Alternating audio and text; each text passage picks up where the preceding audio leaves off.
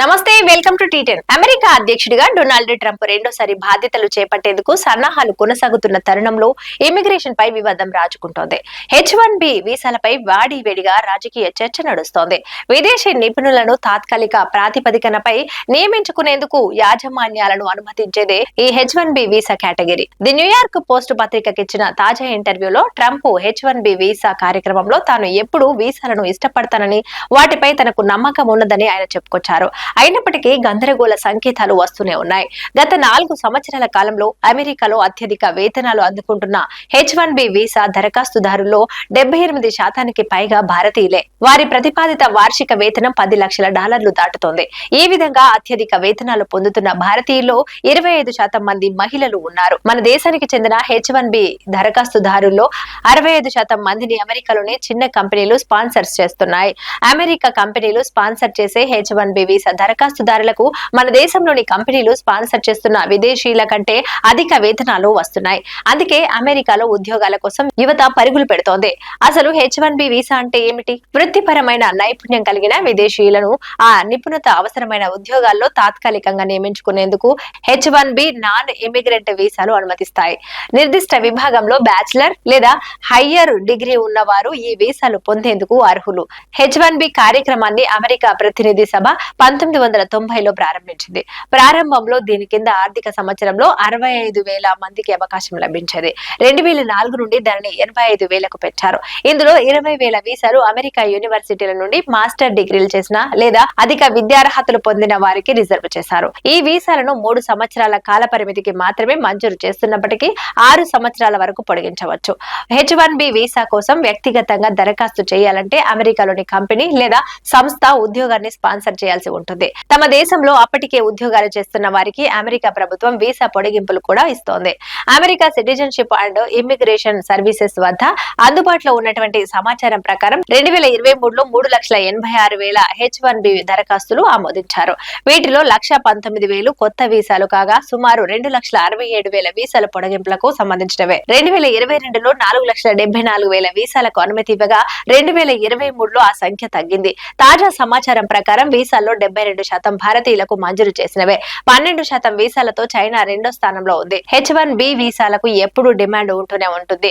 USCIS ప్రచురించిన అర్హత పొందిన రిజిస్ట్రేషన్ల సంఖ్యను పరిశీలిస్తే 2023లో 4,74,421 దరఖాస్తులు రాగా 2024లో 7,58,994 దరఖాస్తులు వచ్చాయి. అందుబాటులో ఉన్న వీసాల కంటే ఈ సంఖ్య అధికంగా ఉండటంతో లాటరీ తీసి దరఖాస్తుదారులను ఎంపిక చేస్తున్నారు. అయితే దీనిపై పలువురు నిపుణులు అభ్యంతరం వ్యక్తం చేస్తున్నారు.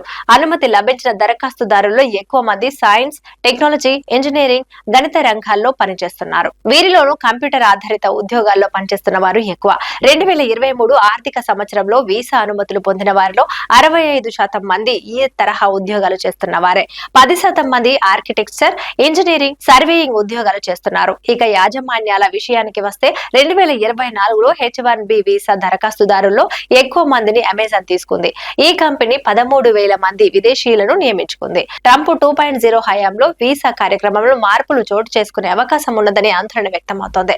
ఇమిగ్రేషన్ ను పరిమితం చేయడం ట్రంప్ ప్రభుత్వ ఎజెండాగా ఉంది. 2017లో ట్రంప్ ప్రభుత్వం జారీ చేసిన ఆదేశాల కారణంగా తిరస్కరణకు గురైన H1B వీసాల రేటు 4 రెట్లు పెరిగి 24% చేరింది.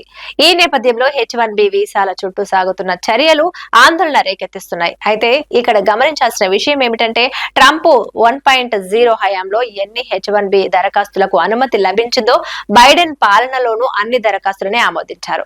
అయినప్పటికీ మేక్ అమెరికా గ్రేట్ అగైన్ అంటే మాగా పేరిట మొదలైనటువంటి ఉద్యమం దరఖాస్తుదారుల్లో ఆందోళనను పెంచుతోంది. ట్రంప్ కు సన్నిహితులుగా ఉండే వ్యాపారవేత్తలు ఎలన్ మస్క్, వివేక్ రామస్వామి విదేశీ ఉద్యోగుల వీసా కార్యక్రమాన్ని సమర్థించడం ఊరట కలిగించే విషయమే. వారిద్దరూ ట్రంప్ ప్రభుత్వంలో కీలక భూమిక పోషించబోతున్నారు. కానీ మాగా మద్దతుదారులు మాత్రం ఎట్టి పరిస్థితుల్లోనూ ఇమిగ్రేషన్ ను పరిమితం చేయాల్సిందేనని పట్టుబడుతున్నారు. ట్రంప్ మాజీ సలహాదారు స్టీవ్ బానన్ H1B వీసా కార్యక్రమాన్ని ఓ కుంభకోణంగా అభివర్ణించారు. ఆయన తాజాగా మస్క్ కు హెచ్చరికలు జారీ చేస్తూ విదేశీ నిపుణులు అమెరికాలో అత్యధిక వేతనాలు లభించే ఉద్యోగాలను ఎలా చేపడతారని ప్రశ్నించారు. ప్రతినిధి సభ మాజీ సభ్యుడు ట్రంప్ సహచరుడు మాట్ గెడ్జ్ కూడా మాగుకు మద్దతుదారుడే. ట్రంప్ ప్రభుత్వ AI విధాన సలహాదారుగా సిలికాన్ వ్యాలీ వెంచర్ పెట్టుబడిదారుడు శ్రీరామ్ కృష్ణను నియమించడంపై ట్రంప్ మద్దతుదారులు మండిపడుతున్నారు. అమెరికాలో అమెరికాలో గ్రీన్ కార్డు పరిమితులపై ఉన్న ఆంక్షలన్నింటినీ తొలగించాలని కోరుతున్న వ్యక్తిని నియమిస్తే దేశంలో ఇమిగ్రేషన్ ను ఎలా నియంత్రించగలమని వారు నిలదీశారు.